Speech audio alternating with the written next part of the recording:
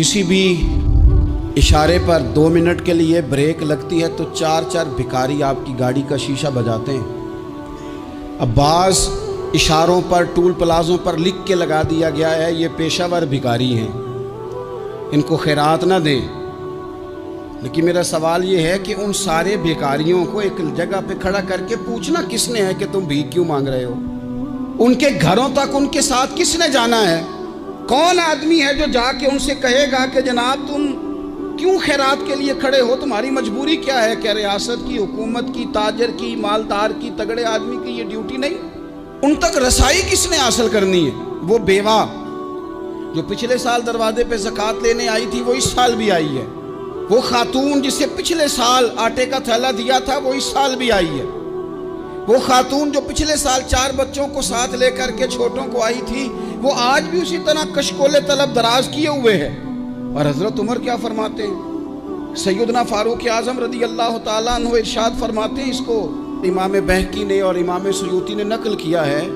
हज़रत उमर फरमाया करते थे कि अगर मैं जिंदा रहा तो इराक वालों मैं तुम्हारी बेवाओं के लिए ज़रूरत का इतना सामान कर जाऊंगा कि बीबी जब तक जिंदा रहेगी किसी की मोहताज नहीं होगी।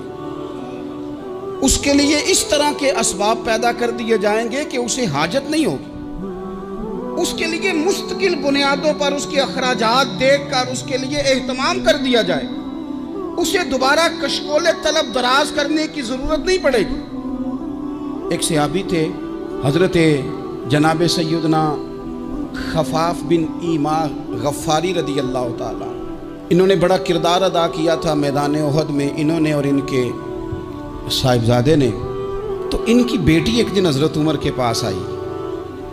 अब वो बेटी ब्याह के जा चुकी थी, उसकी शादी हो गई थी। हज़रत खफाफ बिन ईमा रदी अल्लाह ताला अन्हु की साहिबजादी अपने ससुराल चली गई थी, वहाँ उसका खामद इंतकाल कर गया।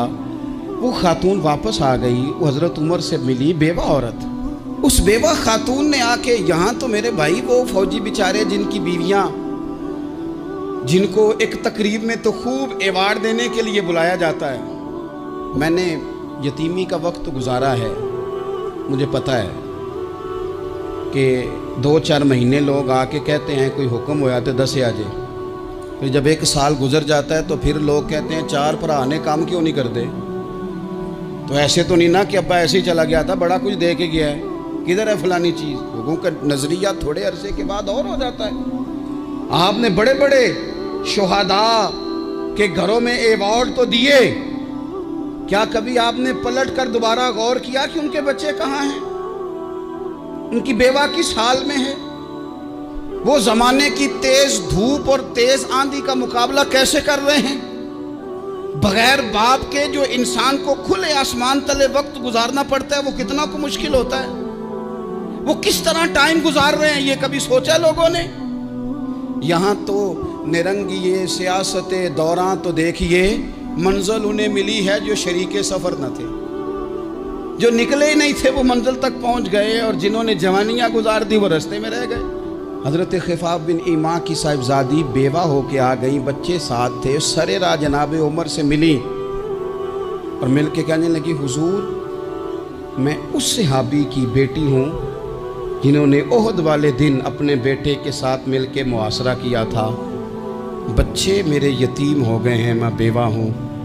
हज़रत फारूक आज़म रदी अल्लाह ताला अन्हु ने फ़हरिस्त नहीं मांगी, ख़र्चे की डिटेल नहीं मांगी, तुम आना फलाने से मिलना, परसों 9 बजे आ जाना दफ्तर, ये कोई बात नहीं की। हज़रत उमर गौर से खड़े उस बेटी की बात सुनी, छम छम सैयदना फारूक की आंखों से आंसू गिरे, दौड़ के घर गए, एक ऊँट निकाला, वहाँ से माले गनीमत का माल के भर के 2 बोरियाँ, और बोरियों में क्या था? चांदी भी थी, नकदी पैसे भी थे, कुछ ज़रूरत का सामान भी था, गल्ला भी था। 2 बोरियां भर के ऊंट पे रख के खुद लगाम उस बेटी के हाथ में थमा के का पुत्र सामान भी तेरा है, ऊंट भी तेरा है।